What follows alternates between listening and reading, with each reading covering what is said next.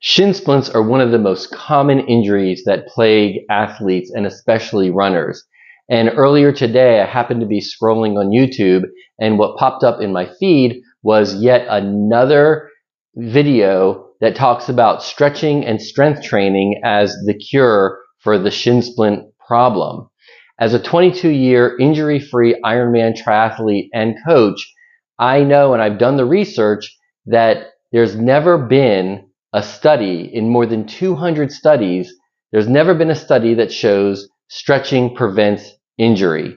I mean, honestly, gymnasts and dancers are some of the most flexible athletes around, and they also have some of the highest rate of chronic injury. So what's another route to go to help overcome this shin splint problem?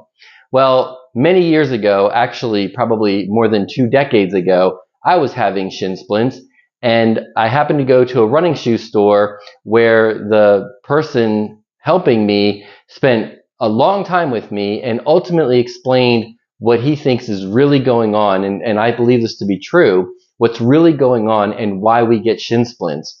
And it's not about strength, it's not about muscle imbalance, and it's not about tightened up muscles, but it's actually most likely about the shoes that you're wearing. Now, first and foremost, as a coach, my number one rule is if something's working for you, then just keep on doing it. No matter what I say, if you found something that works, great, do that. But as soon as it's not working, like strengthening and stretching often doesn't work in the long run, then come to me and let's talk about it and let's figure out how we can solve your problem. So with the shin splint problem, what this salesperson explained to me is that I have a very high arch. So pretend this is my foot. I have a very high arch and I have a high instep. That's the top of my foot. And anytime a person takes a step, their foot will splay out, okay? And if our shoes are too small, not in length, but in width, then it's constricting our foot so it can't splay out. And then what happens is it's that muscle on the front of the lower leg that gets really tightened up and ultimately can develop the shin splint problem. So what he did is I was running for, I just go and buy shoes in a regular B width, and he put me in a 4E width shoe. So now the footprint is not necessarily bigger. That's like when you take a step with a wet foot, that's your footprint. So the footprint isn't necessarily wider, but you'll have more material for the whole shoe. And then your foot can spread out more because the material is more flexible. And once your foot can start to spread out, then it doesn't cause the problem in the muscle up on the shin.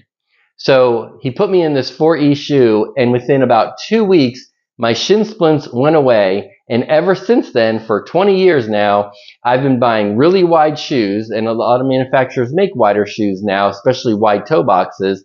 So I've been using a wider shoe, and I haven't had shin splints since that time in over 20 years. So I've used this approach with a lot of my athletes and a lot of my friends. It's really helped them a lot. So if the stretching, strength training isn't working for you, maybe you need to check out your shoes and get a much wider shoe.